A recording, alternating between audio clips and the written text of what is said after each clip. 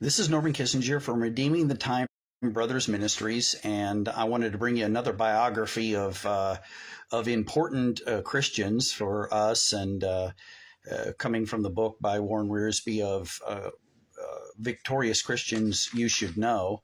And I don't know what he used to pick his categories with of who he picked, but I was reading through the book and compiling research or whatever on different folks. I do appreciate his list, and I think he did a great job of picking out different Christians that we should know because they're part of our heritage, just like knowing our own history of our own nation is so important. And so I wanted to move on to the next one that he had on the list. And I want to say again that if you get a hold of this book, get a hold of it. In fact, you could literally take this book, like many other books, like I did with the story of George Mueller, and you could literally read through it, and you could read through a chapter and then kind of use it as almost a devotion because of the information that it was in it about these men and women of faith and what they did for the church, especially after the New Testament era. And most of them, though, go back about 400 years. But my next one I want to talk about is Katherine von Bora, or Katherine Luther, who was born in 1499 and died in 1552. She, of course, was the wife of Martin Luther. And, of course, Martin Luther was credited with starting the Reformation of the church back to more biblical principles. And, of course, he's very well known. But Katherine needs a lot of credit for what she did in the Reformation, Reformation movement. She lived in Lippensburg, Germany, was where she was born. Her mother died when she was 5. She was actually placed in a convent when she was very young in Saxony. She grew up in the convent. It was not an easy place to grow up because convents back then had it was very, very strict and not necessarily a fun place for either an adult or a kid to grow up. She became an official nun, or married to Christ, as they called it, in October of 1515. But when the Reformation happened, there started to be a lot of movement towards a lot of other freedoms that were going on at the time. So a lot of nuns and priests left the priesthood, and a lot of nuns wanted to leave the convents, but the church and these convents often would not let them go. So literally they were trapped there. They were expected to stay there voluntarily, and if they did leave, when they came back, they got even harsher treatment. So in April of 1523, a man went into the convent with 12 barrels and smuggled out Katherine von Bora and 11 other nuns. 3 of those nuns went back home. The rest of them, except for Katherine, found husbands and went on to live their life. Katherine was friends with Luther. Luther was reluctant and had feelings for her, or they were somewhat romantically involved, but Luther did not want to marry her because he basically had a death sentence on his head. And in June of 1525,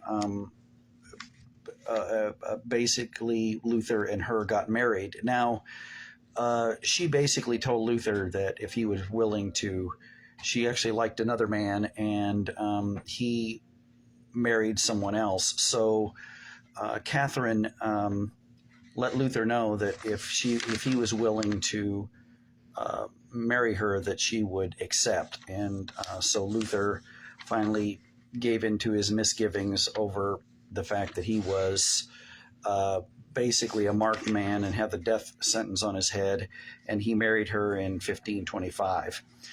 They had an excellent marriage. Luther called her his Cellbander, and in Germany that means his better half. I don't know if that's where we get that term from.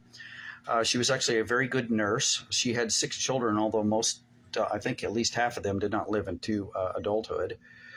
In her hometown, even though Luther had sort of an international ministry, Catherine had a local ministry that was very powerful. She was known as a very good doctor and nurse. She was a counselor and even a business consultant, and she would consult people about their business affairs.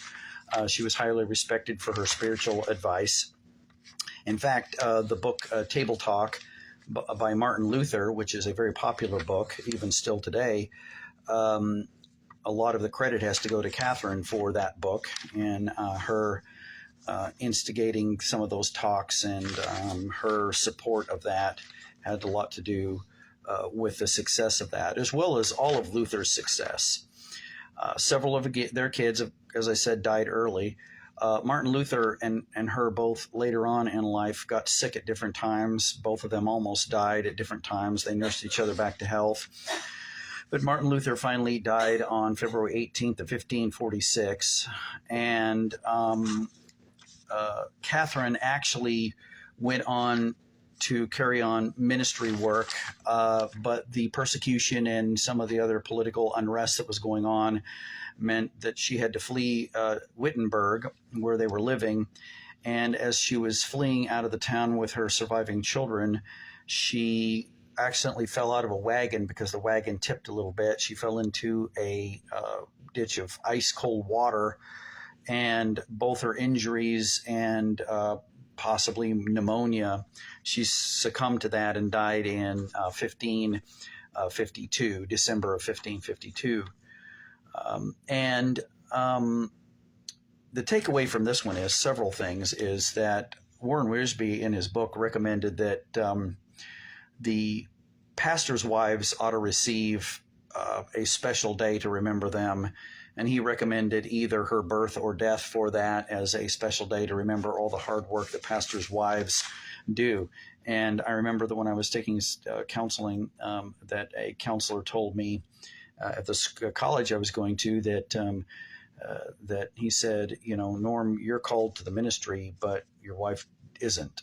And his point was that a pastor's wife has to carry a lot of burdens, and she may or may not want to be involved in whatever levels of the church she would be involved in, but it's not the same for her. So she has a lot of the same power pressure, but she may not see the ministry in the same way. And that was very wise advice. Although my wife has ministered even more powerfully than me in life, certainly it is different for the pastors' wives, and they've got lots of pressure on them. But my takeaway from this chapter here about Catherine was just the idea that they were real people with real problems. If you read anything about Luther's life, he had his depressions and he had his good times, and they had loss of kids. They were normal people for their times that were just giving themselves to the will of what God wanted to accomplish through them and for his plan. And so it's encouraging to all of us to know that God is using us in different ways. And then the other thing is that is so important in a marriage is that both of them loved and respected each other, and both of them valued each other. And because of that value, they had a very good marriage. In fact, the Luther marriage is still considered a model for marriage even in Germany today. And any research on them, that they just had a very good relationship with each other. Both of them having strange things that brought them together. Luther almost getting struck by lightning, having a conversion experience, going into the priesthood, not liking the fact that the church had moved away from the principles of the scripture, and everything that happened to him. And Catherine, being smuggled out of a convent, all of it that would be a great made-for-television movie, and but just a wonderful example, both of them, of a Christian marriage and how that it should be, and a model with imperfect people obeying the Lord and therefore having good results from it. And so Again, if you can get a hold of this book, I certainly recommend it. In fact, anything that Warren Wiersbe does is excellent, and he does a great job. So grab that. I've just got a few more that I'm going to be going over in the book, and I thought this would be an interesting kind of devotion to do, just to talk about different people of the faith. Be sure to watch. In fact, I just saw in here that Gene has finished his nighttime devotion. So be sure to get online and see his devotion, because they're always excellent and soul stirring and filling.